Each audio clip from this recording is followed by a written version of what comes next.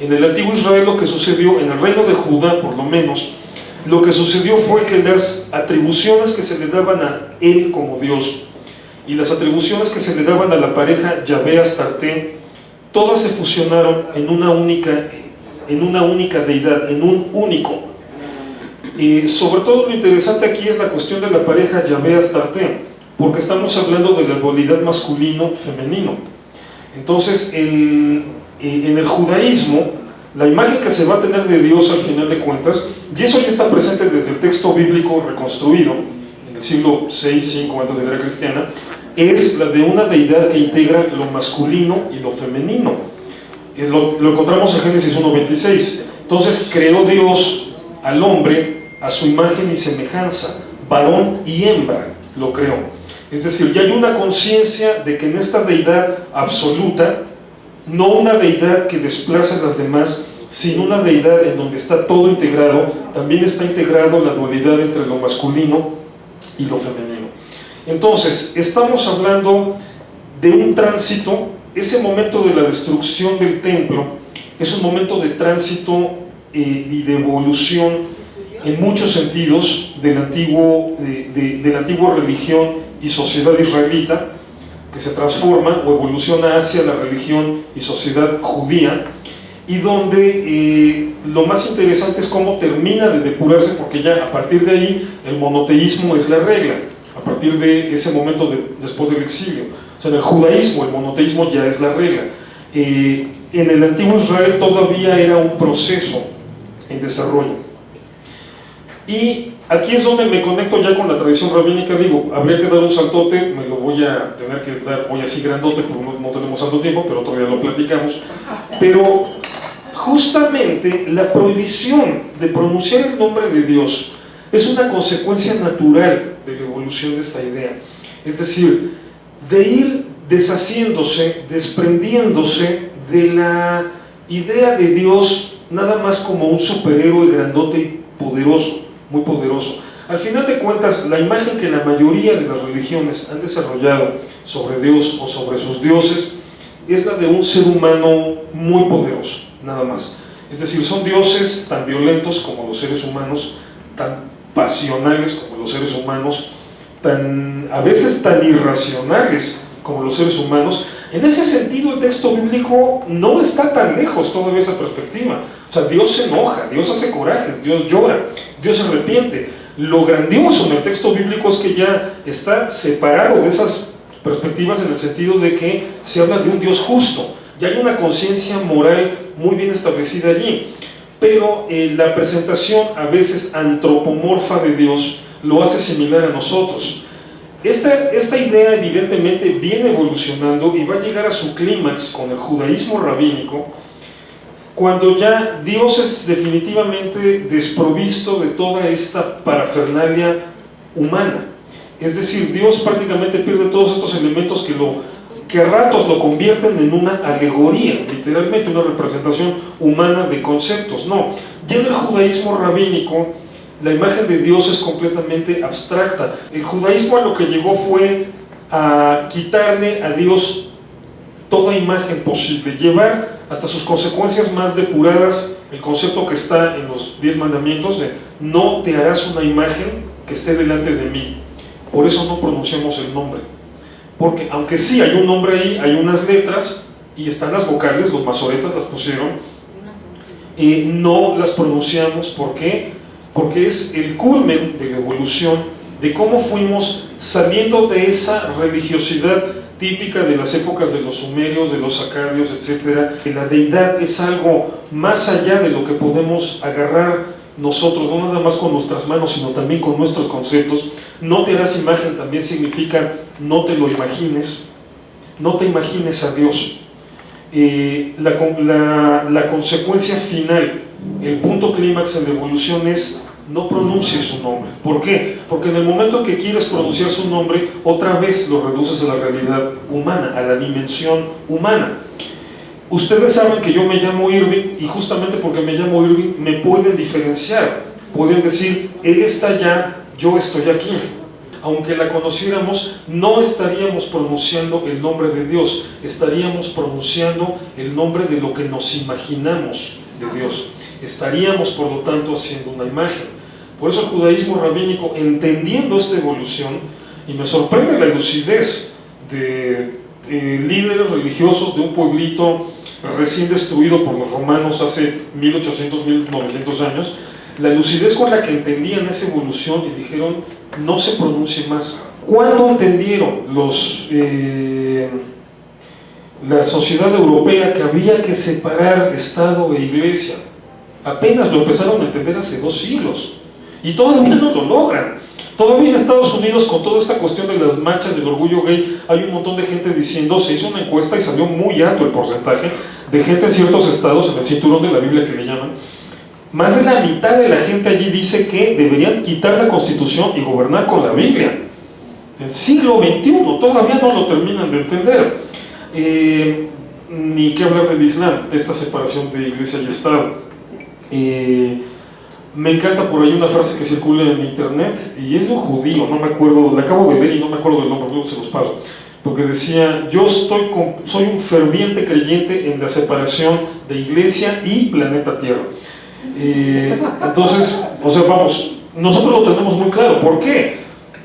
2 siglos antes de la era cristiana, año 158, siglo y medio, año 158 antes de la era cristiana, un montón de judíos haciendo berrinches y rebelándose contra las instituciones, porque a Jonatán Macabeo, sí, un héroe, pero ¿cómo caramba se le ocurre que él es rey y que él es sumo sacerdote al mismo tiempo, si la Torá establece que el sumo sacerdocio es una familia y el rey es otra familia? Nosotros en el texto bíblico ya teníamos planteado eso, los reyes por aquí, los Kohanim por allá, por favor, que no se revuelvan. Imagínense, o sea, perdón, ya, mismo, ¿verdad? Lo mío. No, está muy bueno. En fin, me encanta toda esta forma en la que en el texto bíblico ya están planteadas esas ideas que eventualmente se consolidaron de manera moderna, pero ya estaban planteadas y que tienen que ver sobre todo con lo que fuimos capaces, lo que nuestros ancestros fueron capaces de hacer ante una tragedia. Una tragedia que en la antigüedad hubiera significado la desaparición de cualquier otra nación. Muchas naciones, todas las que fueron conquistadas por asirios y babilonios, desaparecieron. ¿Por qué? Por las estrategias que babilonios y asirios implementaban, de exiliar poblaciones y meter poblaciones nuevas para que se revolvieran con los que se quedaban allí y se crearan identidades diluidas, eventualmente identidades nuevas. El pueblo de Israel, el pueblo judío, fue sometido a ese mismo proceso, pero sobrevivió. ¿Por qué? Porque a la destrucción del templo, a la destrucción del Beit HaMikdash, le supo dar una interpretación moral. Y ese es otro de los grandes avances del concepto religioso en ese tiempo. Es decir, no es que los dioses babilonios derrotaron a mi Dios, es que el universo funciona con una normatividad moral. Si las cosas se hacen bien, si haces bien, los resultados tienen que ser buenos. Si las cosas se hacen mal, los resultados tienen que ser malos. Si estamos teniendo resultados malos es porque algo hicimos mal. Esta idea de darle una interpretación moral a la destrucción del templo fue la que permitió, 1, la sobrevivencia, 2, la vocación por reconstruir literatura, textos sagrados, conceptos, etcétera. Fue la que permitió la evolución de un estado antiguo a un estado nuevo y que continúa evolucionando hasta lo que es hoy. Concluyo con una frase que me encantó de Yuval Harari, no sé si lo recuerden, historiador israelí que estuvo aquí en México hace como medio año, ¿no? Un poquito más. Yuval Harari, interesantísima sus planteamientos, pues dijo algo verdaderamente hermoso. Hace 3000 años éramos una religión que sacrificaba animales para que hubiera lluvias, como todos. Dice, pero nos convertimos en una religión de yeshivot, de libros, de estudio, de discusiones. Dice, en la medida en la que el judaísmo siga sabiendo cómo adaptarse a los problemas actuales, a los retos actuales, está garantizada su sobrevivencia. No es cualquier cosa ser judío, no es cualquier cosa cargar la identidad judía. O sea, lo podemos ver reflejado incluso en la cuestión del antisemitismo y de la necesidad por descalificar a Israel. ¿Cuál es el problema con Israel? Que es judío. No, o sea, no puede pasar desapercibido nada más por eso. Por ejemplo, yo crecí, la mayor parte de mi infancia y juventud lo pasé fuera del entorno comunitario. Vivo en el sur, estudié en una escuela allá en el sur. O sea, siempre fui el bicho raro. O sea, y eso que obviamente, pues por una cuestión de acuerdo familiar, no le andábamos diciendo a todo el mundo, bueno, yo en la escuela no le andaba diciendo a todo el mundo que yo era judío. O sea, lo sabían mis amigos más cercanos, pero no era algo que yo quisiera mencionar. Y de todas maneras me trataban como el bicho extraño. O sea, por más que uno hace el esfuerzo de comportarse, no es igual. Tiene mucho que ver con el lenguaje. Sí hay una explicación aquí que tiene que ver con el lenguaje, que es esa cuestión de que no escribimos las vocales. De que no escribimos las vocales. La cultura occidental está fundamentada en la tradición grecolatina. El griego y el latín son dos idiomas muy precisos, no de balde. El griego es el idioma de la filosofía y el latín es el idioma de las leyes, porque son idiomas muy precisos. Cuando se escribe en griego y en latín, el lector recupera información, pero el hebreo se escribe sin vocales. Entonces ustedes saben que, por lo tanto, un texto en hebreo puede tener varias lecturas posibles. El Talmud tiene montones de discusiones por partes en donde la Torá ofrece dos o más lecturas posibles. Los sabios del Talmud dicen, si se puede leer de dos maneras, las dos se tienen que discutir, ni modo. Eso nos ha condicionado a ser un grupo polisémico por naturaleza. A todo le encontramos el albur, a todo le encontramos el doble sentido. ¿Cuál es el verdadero sello del humor judío? No es el burlarse de uno mismo, eso en realidad lo hacen todos los humores folclóricos. No es la Yiddish Mome, o sea, los negros también tienen sus mamás bien folclóricas. Es decir, esos son puntos donde incluso nos podemos comunicar con otros sentidos del humor, porque son experiencias universales. No, el verdadero sello del humor judío es la forma en la que destrozamos el lenguaje.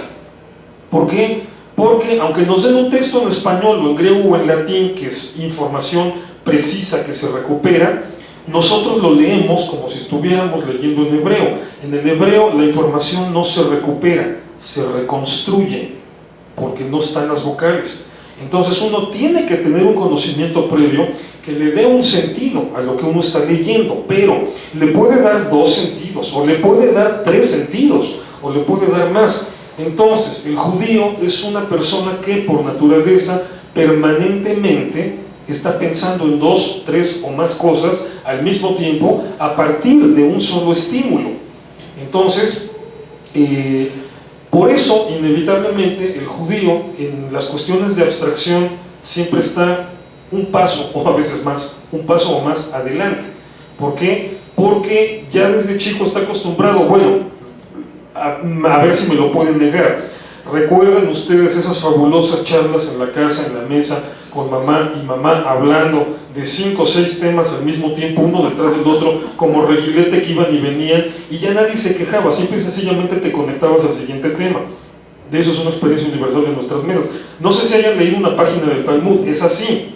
Es evidente que las mamás de los Tanaim y de los Amoraim eran igualitas, y evidentemente en las comidas familiares hablaban de 5 o 6 temas, y así se acostumbraron esos señores.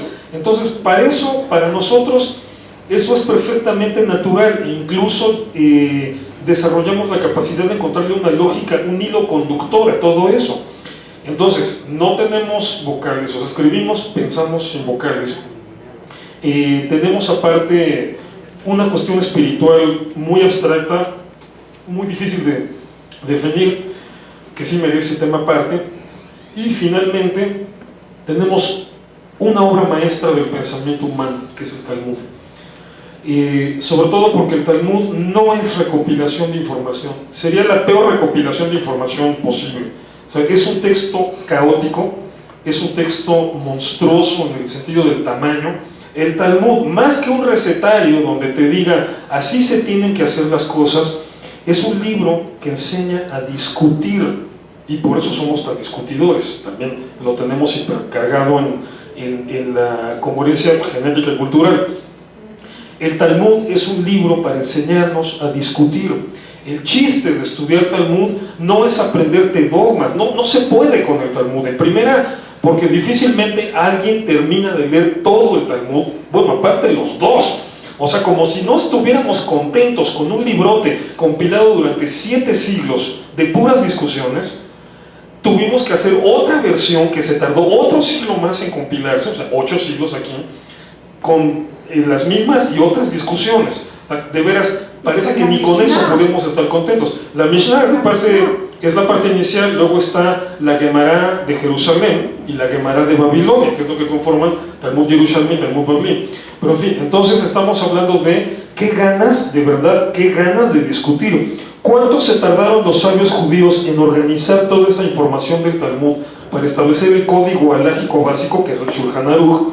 Se tardaron 1000 años en poder poner todo eso en orden, entre 900 y 1000 años. ¿Por qué? Porque era un montón de cosas completamente regadas. Entonces, el Talmud tiene el objetivo de enseñarnos a agarrar las ideas dispersas y acomodarlas.